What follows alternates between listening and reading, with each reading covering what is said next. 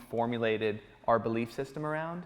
And if it's not empowering, but it's embedded deep in our consciousness from being so young, then it's really hard because you still, my point is that you didn't consciously say, I believe this story. It's different if like you're in a relationship when you're older and someone is being verbally abusive and telling you shit about yourself that's not true, and you live in it, and all of a sudden you then assume that identity that it is, right? That's a little bit different. You still, I mean, it's still painful, but it's harder when it's like, it's prior to conscious memory. You know, it's embedded in the subconscious, and that's when like therapy and different modalities to help you uncover that and see it and dismantle it is really, really powerful. That's when when it's that deeply rooted, it's hard to do this work alone. But the point is still, like, how I wanted to separate that is sometimes we don't even think it's a choice in belief because I've never known anything else. It happened when we my whole life. So young that it seems like it's part of us. And this is, like, regardless, our stories seem like they're part of us. Like, most of us believe, if you were to tell anybody, like, who are you, they would think I'm a culmination of all the experiences and stories that I've ever had in my life. No, you're a culmination of what you believe those stories mean, the meaning you've given those stories. And here's the power in that. We can change the meaning of those stories. We have the power to shift the meaning of those stories. And so we are not a culmination of the stories of our lives. We're a culmination of the meaning that we've given those stories.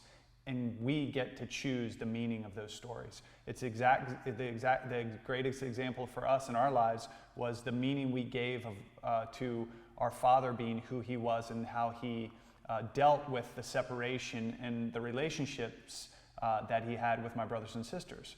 Right? I gave that a specific meaning for most of my life. At this point, not most of my life. For a good portion of my life, that was disempowering. And then at a point after studying this information and really diving deep into this, I decided, no, I'm going to change that story. I'm going to change it to an empowering story. I get to work with this guy over here. I get to do what I do. I am my best friends in the world are my brothers and sisters because of him, guys. Because of his actions. That's the story I gave it. And so all of a sudden, when I think back to it, I'm like, I wouldn't have changed it any other way. If I could go back and change what he did, I wouldn't have, because it gave me the life I'm living now. It gave me the relationship I have with my brothers and sisters. It allowed Chris and I to do this work that we do, right? But that was a conscious shift in that story. I had to say, no, this is what that means. It no longer means that my dad's a son of a bitch and he doesn't really give a shit about me or my brothers and sisters. I changed it to, he did that consciously or unconsciously so that I could live the life I live, so that I could have the relationships that I do, so that I could teach what I teach. And all of a sudden I'm empowered by it, right? So the core difference between one story versus the other in terms of meaning is, did life happen to you or did life happen for you? To you is disempowering. For you is empowering. Are the meanings you're placing, which you'll find in your stories, did it happen to you or for you? If it's to you, you're living in a victimhood mindset. Understand, like I just said, for kids and like things like we all live out. I was a victim of my dad's actions for years and years and years. There's no judgment. But the reality is, if it's to you, it's disempowering, and if it's for you, it's empowering.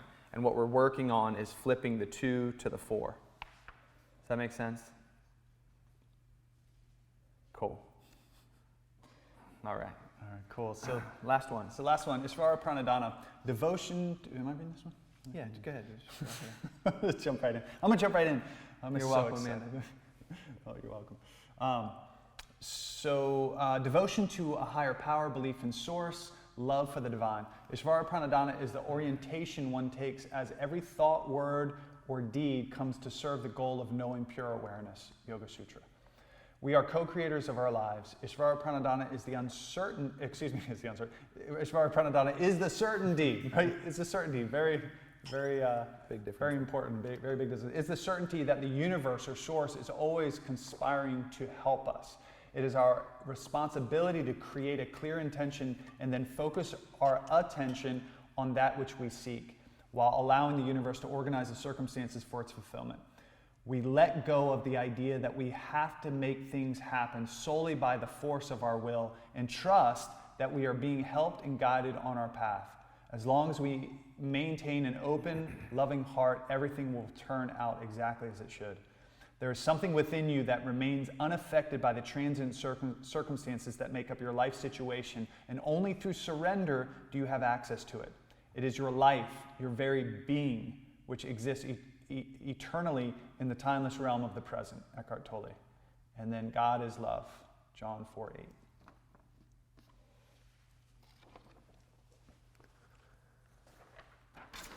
So, Ishvara Pranidhana, when you look at it, because there's a lot of places that are like yoga, yeah, it's a religion, it's like Hinduism, and it's not. So you may read that and be like, well, man, it sounds like they're talking like some sort of religion-ish type thing, and we're not. I mean, if you take back, just for factual information, if you take yoga back far enough, it predates all known religions. It predates all known religions. If you want to know my honest truth about it, and I'm assuming by your silence you do, I personally feel that yoga is the root, it is the hub from which the spokes of which I call religions came out of, because the truth of it is, and what religions were designed to do by these masters who practiced meditation to experience self-realization and enlightenment, which is yoga, and then went off to tell the stories about how their disciples can to achieve this and all of the philosophy behind it, upon which their religions were based. If you take it back far enough, it goes to the very simple act of realizing the true self. So that's the whole religion aspect of it. It's not Hinduism. Hinduism attached itself to yoga after the fact. Anyway, that's my personal belief with it. I don't have a whole lot of verifiable evidence, but there are some good books that have cool theories about like Jesus, because the lost years of Jesus, right? From 12 to like 30, like 18, 11 to 30, like 17, 18 years. They don't know what happened to him. There's a theory, and there's some evidence in some documents in a monastery in Tibet that he traveled east and learned from these great masters and studied the art of healing and self-realization. And then as he became a realized master, he went back to the West to spread the message. Anyway, interesting.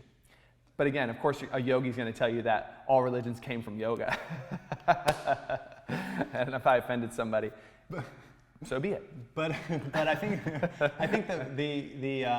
the main thing is that regardless of what your belief is, because we've done a lot of trainings, and we've had people that have different religions. They believe in different in different things, and if you boil it all down, guys, and you say, okay, maybe there's a God, maybe not, maybe it's source, maybe it's all random and chaotic. If you really look at what the most powerful energy in this world is, it's love. And if every great master who's ever become realized, right, who's ever reached the state of enlightenment, the experience is not foreign to you guys. You all have you've had enlightened moments. You understand,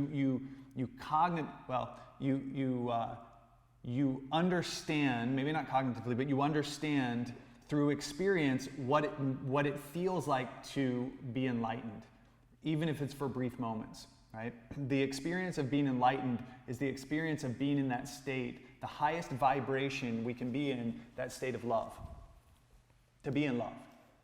You all know that if you remember the last time you're in love, right?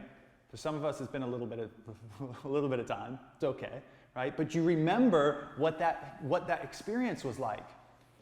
When you could not, you couldn't sleep. You just thought about that person all the time. You literally could talk to them for hours, like till 2 or 3 in the morning, right? And get just a few hours of sleep and still be energized the next day. And you're bubbly and you're on fire and you're like, everything is just like perfect in life and nothing pisses you off. And like you walk into work like, oh my God, I love everyone. This is work. I love my work. I love everything. Everything is amazing, right?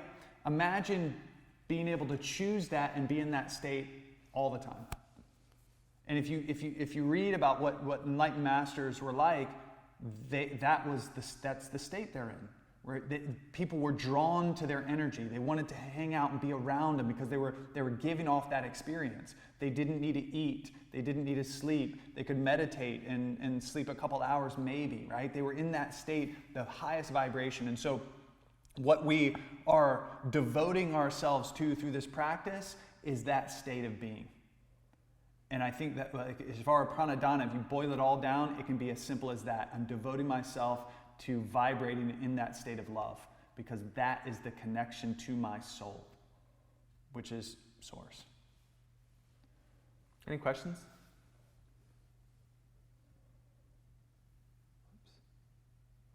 Share the screen.